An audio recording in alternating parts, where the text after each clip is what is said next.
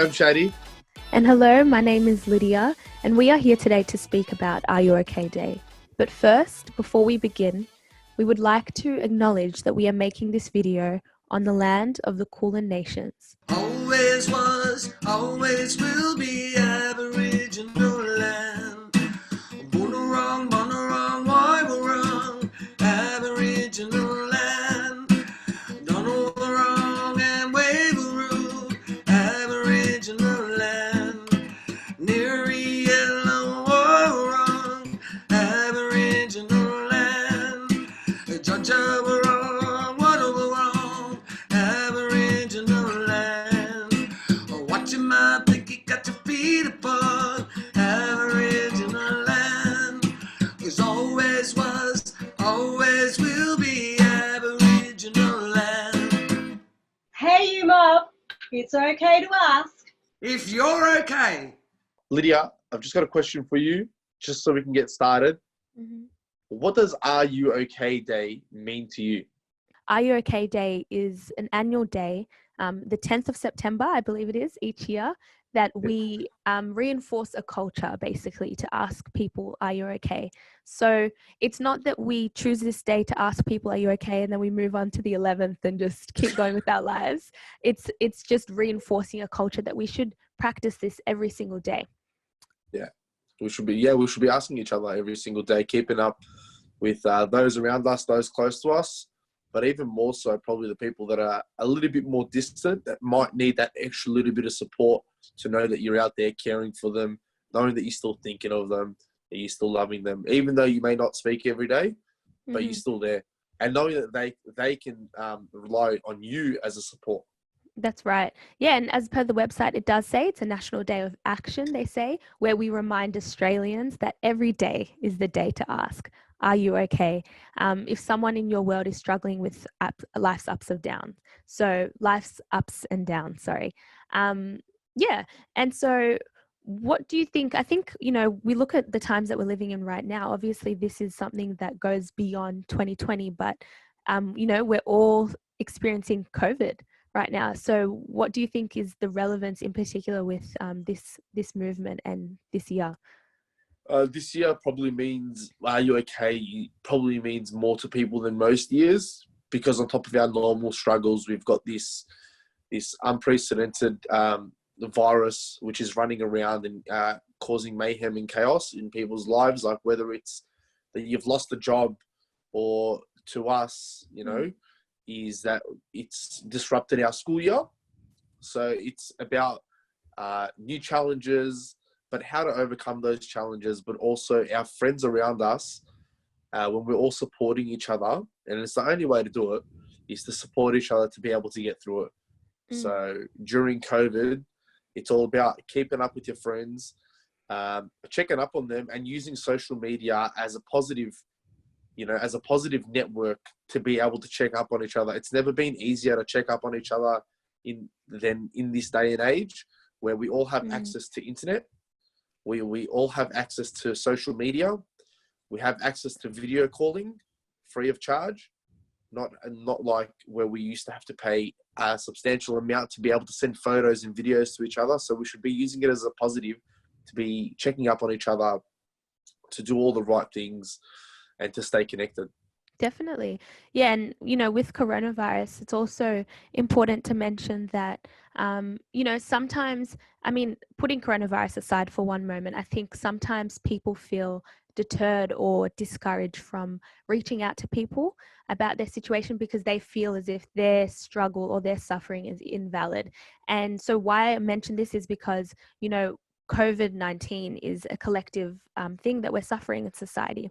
But I want to remind people that just because that's the case, it doesn't mean that, the challenge that it poses to you isn't valid. So yes, other people might be dealing with COVID, but we're all being impacted in unique ways.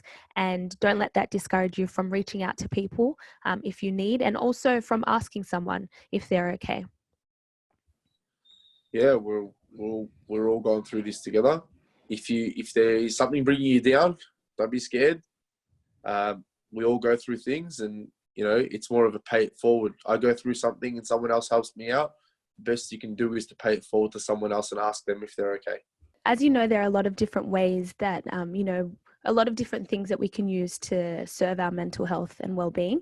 And I think one of those ones, which is a really powerful one, is the arts.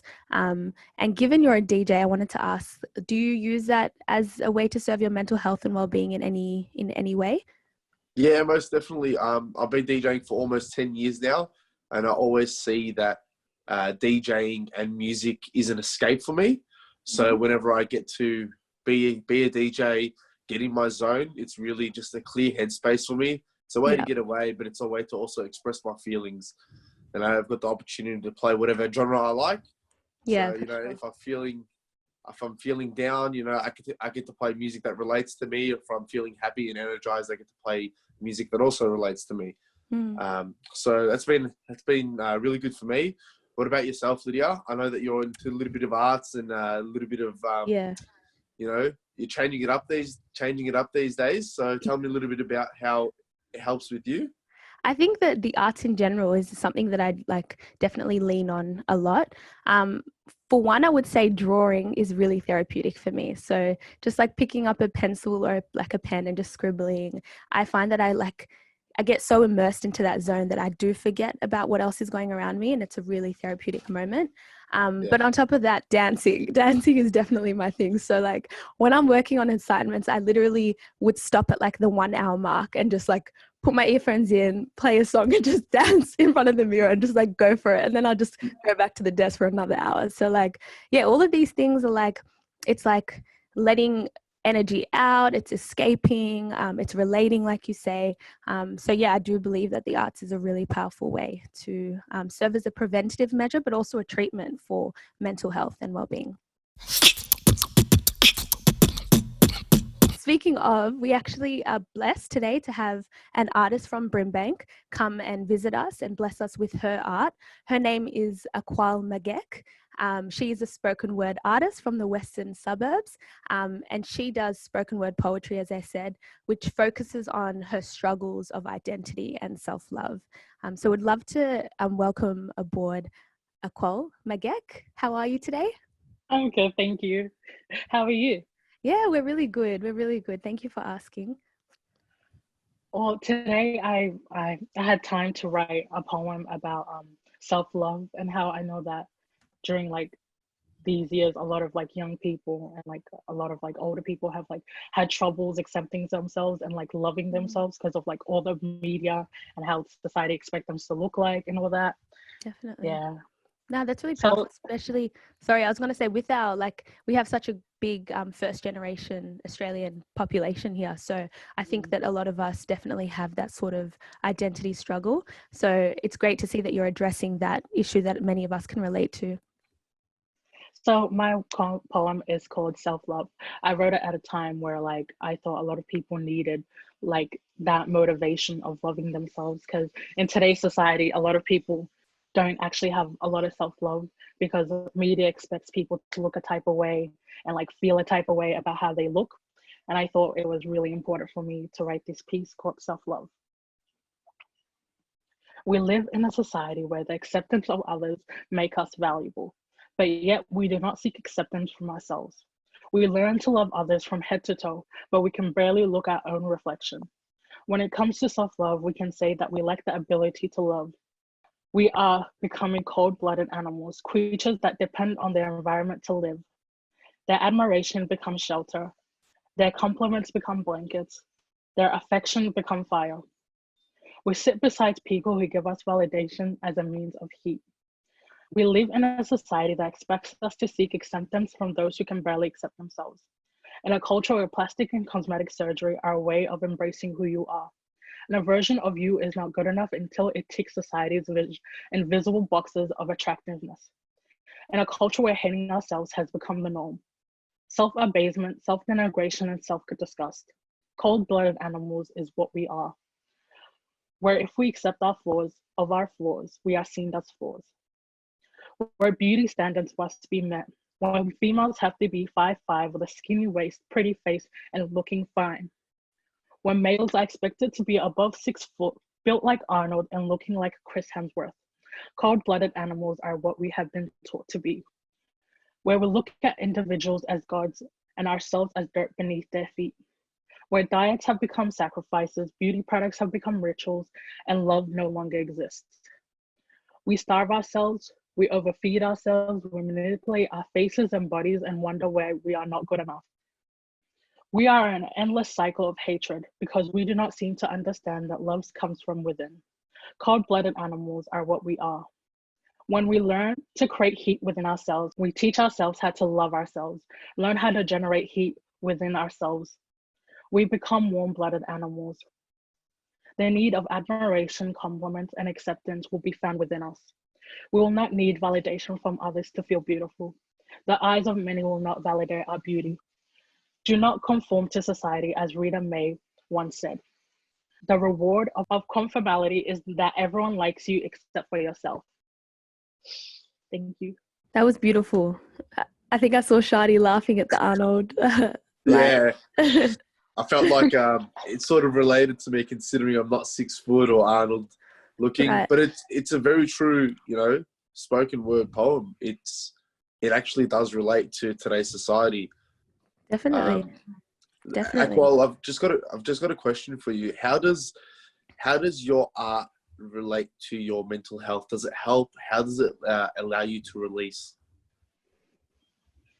That's actually a good question. I used to be in like a really bad state of mind when I was like in high school because VCE doesn't really support mental health because it's very like draining, and like they always expect you to get like a 90 ATAR when like realistically you can do 60 80 at the time because you're so focused on getting everything done. And at the time I didn't really look after my mental health that much. I didn't meditate, I didn't keep a journal, not even like a gratitude journal. And so like when I graduated, it went down the drain rapidly. So like I was depressed a lot of the times in like year 12 all the way to like uni. And like I found that writing really helped me. It cleared my mind. Every night I would just write nonsense, how I felt that day, what happened that week. I would just write. And like every day I just felt like I was refreshed because everything that I was feeling was already on a piece of paper, and I could look at that and be like, that's how I was feeling that day. Damn, how are you gonna feel today? And so I always motivated myself to write every night so I can like reflect on that and see how I can make myself feel better over time. So like I started meditating, I started like a gratitude journal. So I thank writing so much because if it wasn't for writing, I'd be like hella depressed. Thank you for that. This will actually be seen by high school students. So that was really good that you touched on the reality of the stress that's experienced as a VCE student, something that we can all really relate to. So and I guess the next question for us was, do you feel comfortable to ask people, are you okay? And if so, how do you go about approaching it? I'm a bit like a big advocate for people like having a good mental state of mind, especially because I always feel the need to check up on my friend and be like, essentially like their diary. If they want to vent to me, they can vent to me and just like let all their emotions out. And it's like, good, what are you going to do from here on out? And like, I think it's pretty hard for people to ask other people if they're okay. Because in reality, we don't know what their response will be. Because they can be like, oh, I'm not okay. This happened and I don't know how to handle it. And as individuals, we find it hard to help the person if we don't know how we can help them, on what way we can support them. So like, I think a lot of people, and myself do struggle with asking people if they're okay, if they're like outside my friendship group. And like, but I do try to ask people if they're okay or if they need any support, especially during COVID and like this time, it would be hard for a lot of people. But I think like one step I personally would take to ask people how they are, it would be like, how are you traveling? So they can give me any response. And I think how you traveling is a really good way to ask people how they're going. Because like, you don't know how they will like interpret it. It could be like, how are you traveling? It could be like, yeah, no, I don't know what you mean by that.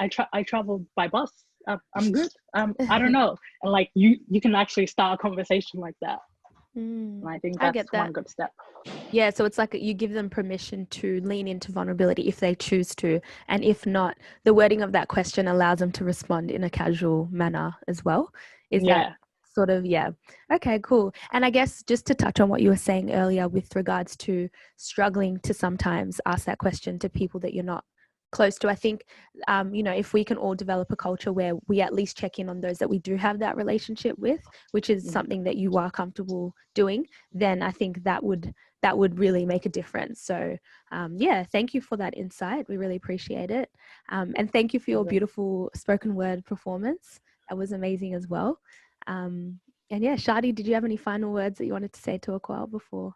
Nah, that was an amazing performance, and good luck on your journey, and wishing you all the best in the future. You too, guys. Thank you so Thanks. much for having me. So our next guest is Luke, and he's from Headspace in Melton. Headspace is a youth organisation that works with young people aged from 12 to 25 years old, as well as their families and their friends. Headspace covers many things such as mental wellness, physical health, alcohol and other drugs, and educational and vocational support. They also provide a holistic approach to well-being. So Luke from Headspace, he works as a community awareness officer at Headspace, and he's heavily present in the community, facilitating workshops, presentations, and he even works on different projects and facilitates youth participation in the Melton area. Hi, Luke. Welcome today. Thank you for coming on board. How are you? Hi, Lee and Shadi. Thank you for having me. I'm doing good, thank you. Yeah, Luke. Thanks for joining us today. But a more important question is, why have you decided to join us today on our show? Yeah, so with community awareness, a large part of my role is being out and about in the community, as Lee has said. I guess with RUOK Day coming up, would usually be doing face-to-face stuff with kids during their lunchtime or during a period during the school day for RUOK Day. I guess with COVID-19 happening, obviously we're working from home. We felt it was pretty important to still have those discussions and having some type of engagement around RUOK Day. And I guess just remind everyone that obviously RUOK Day is one day to kind of take away the conversation, the skills that we're going to talk about today to implement every day. They're going when working from home or learning from home as well. So what to say to your mates, how to approach the situation, and what to do if they say they're not doing okay. Yeah, awesome. And I think I love how you touched on the fact that despite the fact COVID is happening right now and we have inevitable restrictions around how we can communicate, that Headspace is still working on ways that we can keep up this movement, because it's definitely important. And so that's my next question would be, what are some signs that you guys have recognized are appropriate signs to deem that someone might not be doing too well? I think one that might be pretty frequent today, if someone seems a bit withdrawn or not themselves. So just for example, if you're regularly chatting to them on Messenger, Facebook, Instagram, or any app, or even via text, and I guess they're not responding as they normally would, or their answers are quite short and I guess distance and not direct. Other examples might be if you know they're going for a rough time, so they might be having problems at home with their family, might be having relationship problems, school might be doing extra tough at the moment. I think you're just going about your relationship, thinking about what's happening in their own personal lives and how they're acting. If they're not themselves, they might be agitated, or even the way they're acting when you do talk to them, or the things they're saying, they might not seem like themselves. So picking up a little signs of what they're doing, what's going on in their lives, and what they're saying as well. Yeah, I think it's more about just not looking at the surface anymore, just to really be attentive to your mates around you. Is that what you're trying to say? No, exactly right. Perfect. And probably a really hard question for a lot of us to understand is, how do you actually ask, are you okay?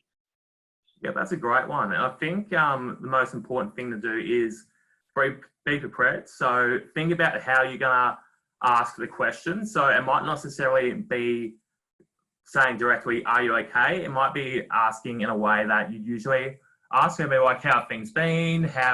how you're going, what's new. And I guess in saying that, reflecting on like, if you're going to have that conversation with your mates, how would you want to be asked as well? And just keep it as natural as possible. I think when the question's out there, I think that's the hardest part. And following up in asking, are you okay, is judging a response. So you obviously know if they want to talk, taking that time to read it and listen, not just saying, are you okay? And being like, oh, I asked them, I've done my job. Actually taking the time, listen attentively, paying attention, nodding, repeating what they're saying back to them. Just, I guess, it's to show that you're listening, show that you're trying to understand from their perspective, and I guess in their own perspective as well, so that words that they're saying make sense to them as well. And I guess next step in asking how you're okay is, I guess, if they're not okay, is encouraging action. And I think, so following on from asking, are you okay, is asking what they might want to do next. So follow-up might be suggesting something that's helped you in the past, or having a think in their own personal lives. Hey, I realize you're going through this tough time. What are the things that you're doing, or what are some things that you might do that might help the current situation? Another situation might be if you know that there's other mates or other family members who might have noticed similar things, reaching out to them. So either suggesting to that person that they reach out to these particular people, or maybe supporting that person by going and talking like, hey, my mate's not going for a good time at the moment. Can we get your help? We're a bit stuck on where to go next, that type of thing. I guess, yeah, just another important thing to note is that you don't have to fix the problem in terms of asking, are you okay? And I think that's where a lot of the burden comes from as well. So an example might be asking, after asking, are you okay, is like, what can I do for you? What do you need right now? And in asking, okay, when giving the response, don't judge their own experience, what they're going through, or how they react as well. But I guess acknowledge the reality of what's happening for them at the time. Like if they say something like, yeah, things aren't good at the moment, but I'm not ready to talk about it, or I'm not sure what to say, or I don't feel comfortable, give them that time, and I guess sit patiently with that person as well. Awesome. Thank you very much, Luke. No worries. Thank you for having me. We couldn't thank you enough for your work that you're doing in the community and helping us out. So good luck for your upcoming projects, and we're hoping that everything goes well with you and your team. Thanks, Lee and Shadi. Cheers. So we've heard from Aqual, the spoken word artist. We're now going to hear from another artist, and his name is Damon Paraha. He's also known as Nomad, and he is a hip hop and spoken word artist in the Melbourne West. Although born and raised in Victoria, Nomad, or Damon, is Samoan and of Maori descent. And at 22 years old, he uses his craft as a way to unpack the issues that he faces on a daily basis. Hey, Damon, how are you? Good, how are you? Yeah, really good. Thank you for joining us today. Is it spoken word, or is it rapping? What are you sharing with us today? Yeah, so I've got some songs that I was going to rap for you guys today, and if there's enough time, I might share a spoken word as well. But yeah, we'll just see how it goes with that. Yeah, no worries. All right, yeah. Take it away when you're ready. Cool. So this first piece is called White Lies, and I wrote this a couple months ago, but I wanted to share it today given the current situation happening over in Kenosha in the States at the moment. And yeah, hope you guys enjoy it. Australia has its own challenges when it comes to some of the issues that have been raised, and we'll continue to work them. These are terrifying and horrible scenes. They're very distressing scenes. And again, thank goodness we live in Australia. When Australia was established, yeah, sure, it was a pretty brutal settlement. My forefather and forefathers were on the first and second fleets. It was a pretty brutal place, but there was no slavery in Australia. Hey, how can we know peace? Tell me, what is it? If you ain't taught love, then how can you know to give it? We riot because we fighting to change the world we live in. Y'all say that ain't the way. Y'all never heard of a sit-in? I can't believe in heaven they won't allow me to visit. Believe what you see, speak what you know. We be who we be, and we reap what we sow. Saying Black Lives Matter, we just want a fair go, and that's the bottom line. If you believe that all lives matter, then why ain't you just as mad? And if you want to side quiet, then you just as bad as slave masters and fake. That'll have you think that you just some thug cause of a hoodie. That's why we in the streets with signs like what's goody. We been having peaceful protests, but go guess, have we even made much progress? No, yes. Prison is supposed to be for rehabilitating and not so much about a man's freedom getting taken. And I ain't got no beef unless we speaking about the bacon. I know why some people want to put some pigs in a blanket, and no, I ain't promoting it. I'm only saying I can understand why they so mad at what Derek Chauvin did and George Zimmerman and all the other murderers that's getting paid a pension and vacate leave after slaughtering a man, yelling they can't breathe. Man, no wonder why some people want to take TVs. They take lives over fake CDs. Power tripping with the badge and a gun trying to make me bleed. I'm about to draw the lines you can read between the ish. If you on the other side, I can reason with her. Try to open up your eyes, spit the truth and quit the lies. We should all be colorblind till it's freedom for the kids. And yo, tell the PME should pick up a book and take a look at what his granddaddy probably took. Trying to cover up the truth like it's all good, man. And let me guess, he's probably wanting to make Australia great again. Ring any bells? Look at the continent they colonized. Captain Cook claiming they civilized. Civilized, huh? You ever wonder why they call that a white lie? Think about it. Thank you. Yeah, once again, you're a crazy artist. Thank you so much. We wanted to ask you a question on topic with today's conversation around Are You Okay? Do you feel comfortable to ask your friends or people close to you if they're okay? And if so, how do you go about it? Yeah, definitely. And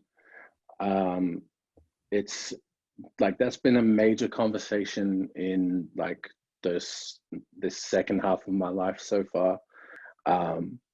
And yeah, I always try and make a point to open that conversation with my friends.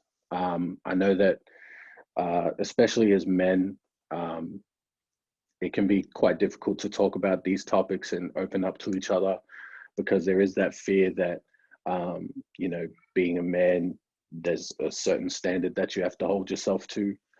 But yeah, I feel it's important for everyone to feel like they can talk about what they're going through and express what they're going through, find different methods like music, like we spoke about before, to cope with what we're going through. And yeah, it just depends on who I'm speaking to, on how I'd frame the question, but usually it is the simple, are you okay? Thank you so much, Damon. Yeah, thank you. Your words actually really hit a spot, and I can, like I said before, the passion that you have in being able to express yourself through spoken word or through rap really shows. And I'm glad that you've been able to find a way that you can express yourself and that makes you feel comfortable. And it also makes you feel like you can ask your friends around you the ultimate question here, which is, are you okay? Yeah. 100%. Thank you, guys. Yeah, no, thank you so much for joining us today. You've been amazing. We've really enjoyed consuming your art, but also hearing you speak. Yeah, and we just hope that you continue doing what you're doing. Thank you so much, Damon. Take care. Appreciate you guys. Thank you so much. Sometimes life is just great. You get the things you want and everything goes according to plan. There are times when life rolls along really well, and it's possible to succeed at keeping a lot of things on the go.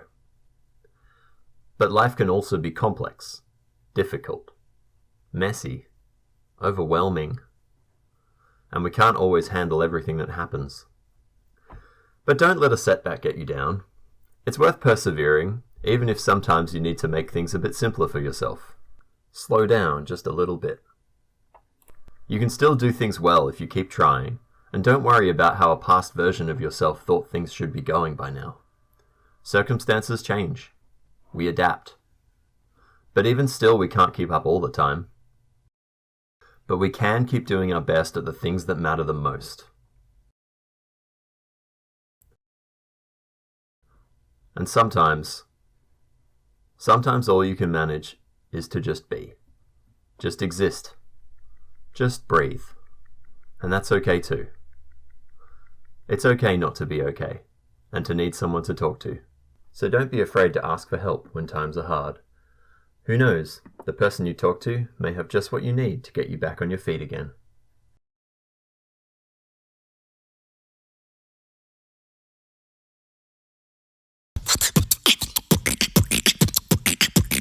So that was amazing. We've heard from some really interesting people today. We've heard from artists who described to us how they use their craft to serve their mental health and well-being. We've heard from Luke from Headspace, who's given us a very informative-based talk about how we can address the "Are you okay?" question. And yeah, I mean, I guess I want to ask you, Shadi, how are you? Are you okay? I'm very well. During the COVID period, what I did was I set up a network of friends. Mm-hmm. We all made a promise to each other to continuously check up on each other. So I think that's been my best way to be able to check up on my mates and to make sure that I'm okay. So I'll flick that question back to you, Lydia. Are you okay? Thank you. I like that. I like that you've actually created a culture of asking, are you okay? That's really nice. Maybe I should adopt that with my friends too. But I think, well, for me, I am okay. It's been a heavy week in terms of just assignments and just responsibilities, but it's good. I feel like I've managed to just stay on top of it all. But I am okay because, I'm blessed to have the support that I need around me. And I just hope that, like you said, we can extend it, like pass that on to someone else. So I've definitely taken something away from today, and that is to continuously check up on people around me. And yeah, I think, you and I were looking at a quote that we thought was suitable to kind of end off with. And it was, kindness doesn't cost anything, but its value is beyond measurement to the recipient. Thank you, Lydia, for that amazing quote. And what a way to finish off our show today. Thank you all for tuning in. Also, thank you to the Brimbank Council Neighbourhood House Unit, the Dream Big Project, and Headspace. Take care of yourselves. Yeah, thank you guys. Take care of yourselves and we'll catch you soon. See ya.